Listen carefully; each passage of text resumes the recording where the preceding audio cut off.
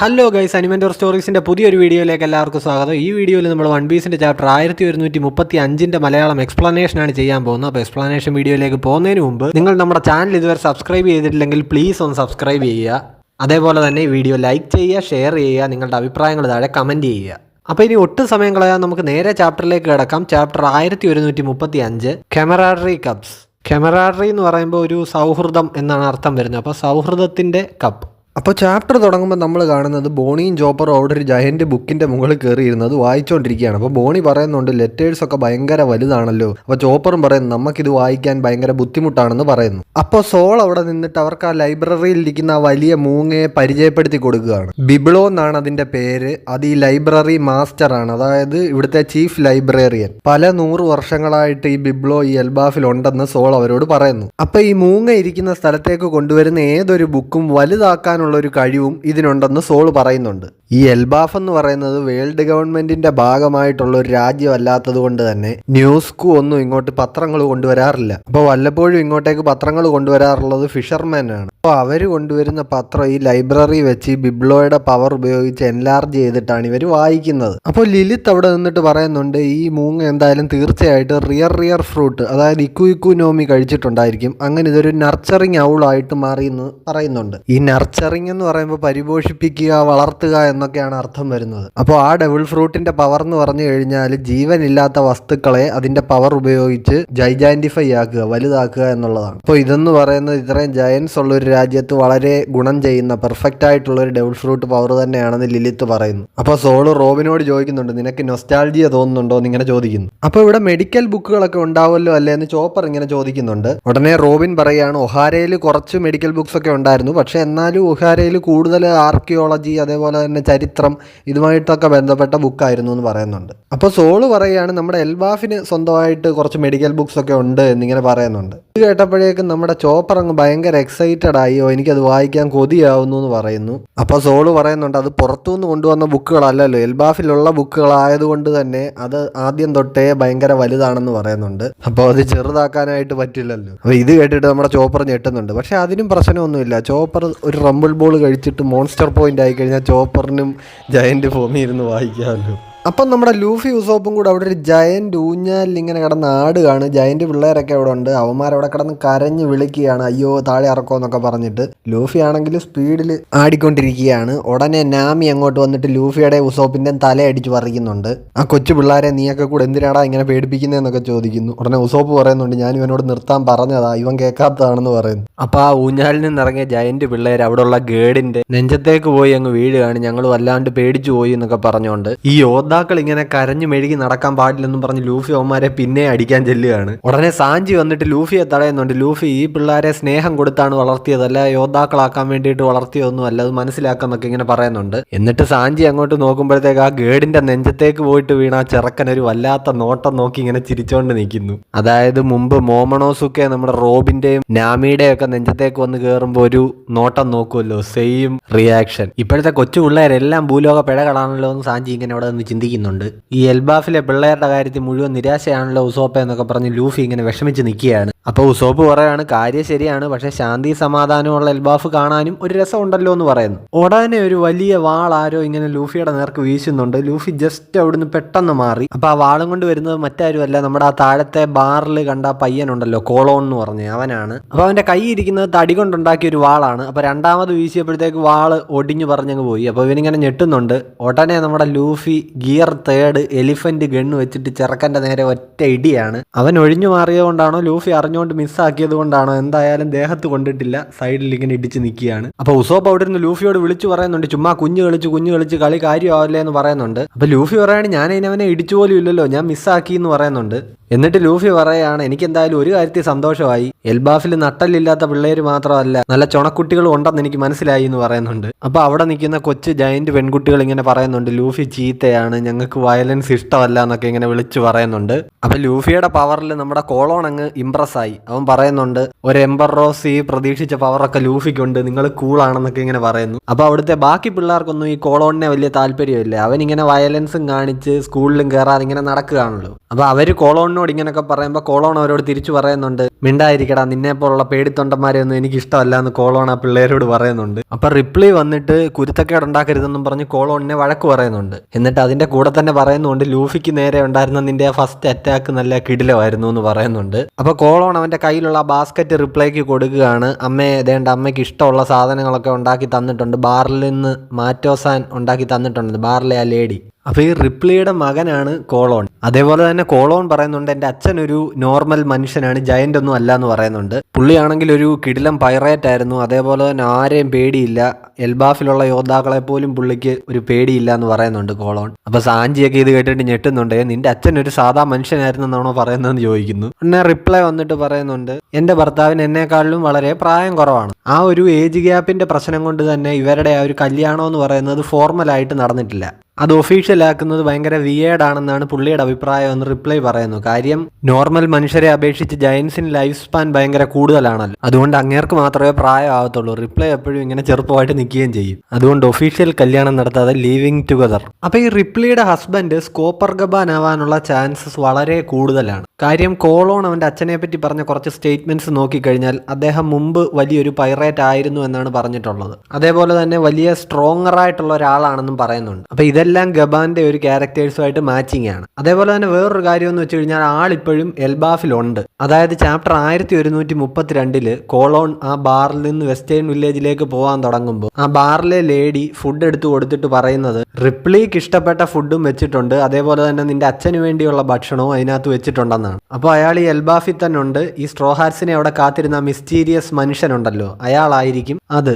അതേപോലെ അത് ഗബാൻ ആയിരിക്കുമെന്ന് നമ്മളൊരു ഗസ് പറഞ്ഞിട്ടുണ്ടായിരുന്നല്ലോ. ഓക്കെ, അപ്പം നെക്സ്റ്റ് പാനൽ നോക്കിക്കഴിഞ്ഞാൽ ലൂഫി ലൈബ്രറി ഒക്കെ കണ്ടിട്ട് കിടിലൻ ലൈബ്രറി ആണല്ലോ എന്നൊക്കെ ഇങ്ങനെ പറയുകയാണ്. ഇവിടുത്തെ ബുക്കുകളൊക്കെ എന്ത് വലുതാന്നൊക്കെ ഇങ്ങനെ ചോദിക്കുന്നു. അപ്പം റോബിന് ഇവിടെ ഇരുന്നിട്ട് സോളിനോട് കുറച്ച് നേരം കൂടെ സംസാരിക്കണം, അപ്പം ഞാൻ പിന്നെ അത് കഴിഞ്ഞിട്ട് അവിടെ വിരുന്നിന് വന്നോളാം എന്നിങ്ങനെ ലൂഫിയോട് പറയുകയാണ്. അപ്പം സോള് പറയാണോ ഇവരുടെ പാർട്ടി എന്ന് പറഞ്ഞു കഴിഞ്ഞാൽ 3 ദിവസത്തേക്കൊക്കെ നീളും, അതുകൊണ്ട് കുഴപ്പമില്ല, നമുക്ക് പതുക്കെ ചെന്നാൽ മതി എന്ന് പറയുന്നുണ്ട്. അപ്പം ചോപ്പറും ഇവിടെ ലൈബ്രറിയിൽ തന്നെ നിൽക്കുകയാണെന്ന് പറയുന്നു. അപ്പം ലിലിത്ത് പറയാണ് എനിക്കും ഇവിടെ കുറച്ച് പണിയുണ്ട്, അതായത് ഇവിടുത്തെ റെസിഡൻറ്റ് പെർമിറ്റ് ഒപ്പിക്കണമല്ലോ, ഇവിടെ താമസിക്കാൻ പോവാണല്ലോ അവരിനി ലാബ് സെറ്റ് ചെയ്യാൻ വേണ്ടിയിട്ട്. അപ്പോൾ ഇവിടുത്തെ പെർമിറ്റ് സെറ്റ് ചെയ്യാൻ വേണ്ടിയിട്ടുള്ള കാര്യങ്ങളായിട്ട് നിൽക്കുകയാണെന്ന് പറയുന്നു. അപ്പോൾ ബോണിയും ഞാനും കൂടെ നിൽക്കുക എന്ന് പറയുന്നുണ്ട്. ഫ്രാങ്കി ആണെങ്കിൽ ആ ആദം ട്രീയെ എക്സ്പ്ലോർ ചെയ്യാനുള്ള ആ ഒരു എക്സൈറ്റ്മെന്റിൽ ഇങ്ങനെ നിൽക്കുകയാണ്. അതായത് ഈ എൽബാഫ് എന്ന് പറയുന്ന ആ ഒരു രാജ്യം തന്നെ ഒരു ആദം ട്രീയിലല്ലേ സ്ഥിതി ചെയ്യുന്നത്. അപ്പോൾ സോള് പറയുന്നുണ്ട് ഈ ലോകത്ത് കുറച്ച് ആദം ട്രീസ് ഒക്കെ ഇങ്ങനെ പലയിടത്തായിട്ടുണ്ടെങ്കിലും ഇവിടെയുള്ള ആദം ട്രീ ആണ് കൂട്ടത്തിലെ ഗോട്ട് ഐറ്റം എന്ന് പറയുന്നുണ്ട്. അതായത് പ്രായം കൊണ്ടും വലിപ്പം കൊണ്ടും ഒക്കെ. അപ്പോൾ ഇവിടെയുള്ള സമയം കൊണ്ട് അതിനെപ്പറ്റി കുറച്ച് കൂടുതൽ അറിയണമെന്ന് ഫ്രാങ്കി ഇങ്ങനെ പറയുകയാണ്. അപ്പോൾ നമ്മുടെ ലൂഫി പറയുന്നുണ്ട് ഓക്കെ നിങ്ങളുടെ കാര്യങ്ങളെല്ലാം നടക്കട്ടെ, എനിക്ക് എന്തായാലും പോയി ഫുഡ് കഴിച്ചേ പറ്റത്തുള്ളൂ, ഇപ്പോഴേ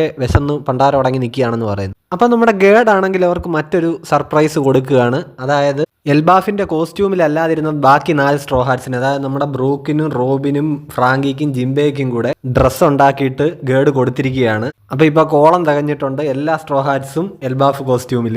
അപ്പോൾ അവർ ഗേഡിനോട് ചോദിക്കുന്നുണ്ട് ഞങ്ങളുടെ കറക്റ്റ് സൈസിന് ഇങ്ങനെ ഡ്രസ്സ് ഇപ്പോൾ എവിടുന്ന് സെറ്റ് ചെയ്തു എന്ന് ചോദിക്കുന്നു. അപ്പോൾ ഗേഡ് പറയാണ് ഞാൻ ചുമ്മാ ഇങ്ങനെ തമാശയ്ക്ക് വെറുതെ ഇരിക്കുമ്പോൾ ഹ്യൂമൻസിന്റെ സൈസിലുള്ള ക്ലോത്ത് ഇങ്ങനെ ഉണ്ടാക്കാറുണ്ടെന്ന് പറയുന്നു. അപ്പോൾ എന്തായാലും ഇവർക്ക് ഇതെല്ലാം നല്ലപോലെ ഇഷ്ടപ്പെട്ടിട്ടുണ്ട്. അപ്പോൾ ഗേഡിന് സന്തോഷമായി. അപ്പോൾ ലൂഫിയും ബാക്കി ടീംസും ഈ ലൈബ്രറി നിൽക്കുന്നവരോട് തൽക്കാലത്തേക്ക് ബൈ പറഞ്ഞിട്ട് നേരെ പാർട്ടി നടക്കുന്ന വെസ്റ്റേൺ വില്ലേജിലേക്ക് ഗേഡിന്റെ ബോട്ടിൽ ഇങ്ങനെ പോവാണ്. പിന്നെ നമ്മൾ ഈ വെസ്റ്റേൺ വില്ലേജിനടുത്തുള്ള ഓറസ്റ്റ് കൊട്ടാരമാണ് കാണിക്കുന്നത്.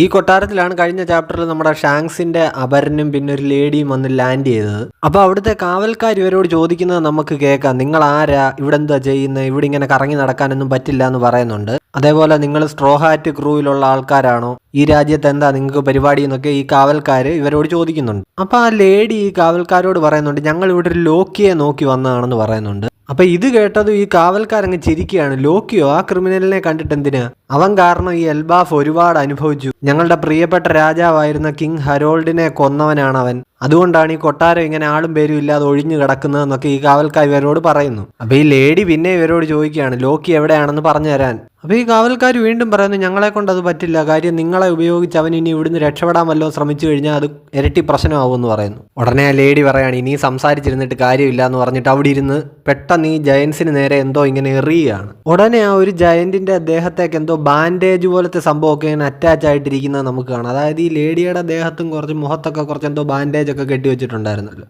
അപ്പോൾ അതുപോലെ എന്തോ പവറാണ്, അതെല്ലാം ഇയാളുടെ കാലിലൊക്കെ ഇങ്ങനെ അറ്റാച്ച് ആവുന്നുണ്ട്. അടുത്ത സെക്കൻഡ് തന്നെ അയാൾ അയ്യോ വേദനിക്കുന്നതെന്നും പറഞ്ഞ് തറയിലേക്ക് അങ്ങ് വീഴുകയാണ്. ഈ പാനൽ നോക്കിക്കഴിഞ്ഞാൽ ലേഡിയുടെ കൂടെ നിൽക്കുന്ന ഷാങ്സിന്റെ അപരന്റെ വാളിന്റെ പിടി നമുക്ക് കാണാൻ പറ്റുന്നുണ്ട്. ഷാങ്സിന്റെ കയ്യിലിരിക്കുന്ന വാളായിട്ടുള്ള ഗ്രിഫൺ അതിന്റെ ആ ഒരു പിടിയുടെ സെയിം സ്റ്റൈലാണ്. മുൻപൊരു ചാപ്റ്ററിൽ, അതായത് ആ എഗ് ഡാർക്കിന്റെ ലാസ്റ്റിൽ വെഗാപങ്കിന്റെ ആ ഒരു സ്പീച്ചിന്റെ സമയത്ത് വൺ പീസ് ആര് കണ്ടെത്തുന്നോ അയാൾ ഈ ലോകത്തിന്റെ തന്നെ വിധി മാറ്റിമറിക്കുമെന്ന് പുള്ളി പറഞ്ഞപ്പോൾ ആ പാനലിൽ കാണിച്ച കുറെ ആൾക്കാരുടെ പടം ഉണ്ടല്ലോ, ആ കൂട്ടത്തിൽ മുഖം വ്യക്തമാക്കാത്തൊരു മനുഷ്യനുണ്ടായിരുന്നു. അയാളുടെ കയ്യിൽ നമ്മൾ കണ്ടിരുന്നത് ഈ ഗ്രിഫൺ സോഡിന്റെ പിടി തന്നെയാണ്. അപ്പോൾ അത് ഹോളി നൈറ്റ്സിൽ പെട്ട ആരെങ്കിലും ആയിരിക്കുമെന്നൊരു തിയറി ആ സമയത്തുണ്ടായിരുന്നു. സോ ഹോളി നൈറ്റ്സിൽ ഒരാളായ ഷാങ്സിന്റെ അപരൻ മേ ബി അങ്ങനെ ആയിരിക്കാം.